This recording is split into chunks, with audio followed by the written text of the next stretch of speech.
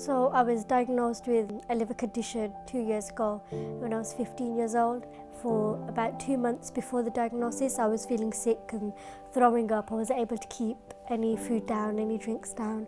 We went to the doctors countless amount of times, just said, oh, it's a sickness bug. They just brushed it off. My mum, she told them to just at least get a blood test done. So they listened to my mum, they got a blood test done and my liver functions were all over the place. So then I got referred to a liver specialist in Birmingham Children's Hospital, and they did an ultrasound and they found out that it was liver fibrosis, which means that my liver is scarring because it's trying to repair itself and it's really bumpy and hard. About a year later, my grandma was diagnosed with a liver problem as well. But she was diagnosed with the same problem at the end stage. So I'm thankful to be diagnosed with mine at the first stages. My grandma passed with this condition and it hit really hard to me because she was my biggest inspiration and my biggest supporter, and I loved her so much. She was always there for me, even throughout my heart problems, my heart operations. As soon as I was born, I was diagnosed with many heart problems, one of which was dextrocardiac, meaning that my heart is on the other side of my body. Just 3 weeks old, I was taken in for my first major heart surgery. I can't remember it. I can't imagine how traumatic it could have been for my parents. I couldn't imagine myself being in a situation where, your child is so ill. And because I was a first child, it must have been really hard on my parents. I'm very thankful to my parents as well. I look up to them, how they could have, looked at me as such an ill child. I was also born without a spleen, which is the organ that helps fight infections. So because of that, I catch infections all the time, and every day I have a common cold. So when I do catch an infection, I have to stay in hospital, go in intensive care until I recover. So I can be in intensive care for up to 2 weeks.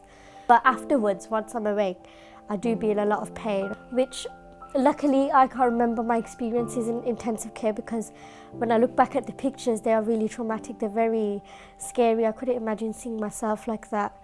But when I do get out of intensive care, it's not very good. I don't really, like hospitals. It affects me mentally because after that, I suffer a lot of anxiety. I don't really, want to go back to school. And last year when I had meningitis, it affected my hip. So now I walk with crutches long distances, but I'm always thankful because, there are worse people out there, and my experiences, they make me who I am today. It's not the same as being at home with your family. Family is a big part to me. I love my family so much. I've got 4 sisters and I love them so much, and I love my parents as well. My little sisters, they're all younger than me, and I look up to them because I wouldn't be able to see my older sister be in hospital in intensive care totally knocked out like how I was. So my little sisters are really brave, I think, for doing that. People look at me and they say, you've been through so much, you're so brave. I guess you could say I've been through it, but I haven't. Because every time I am ill, every time I do go through something, I don't really experience it. It has more of an impact on my parents and on my family members than it does have on me. A lot of people with chronic medical illnesses do get bullied, and it's really hard.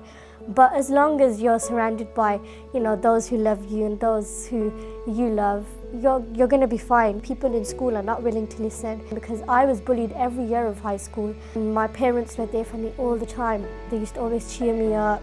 They would always tell me that, I don't need to change myself to other people's standards, that I should just be me. I took that advice and, here I am today, happy and, just embracing my medical conditions, really. I'm Aleesha and my life is the best.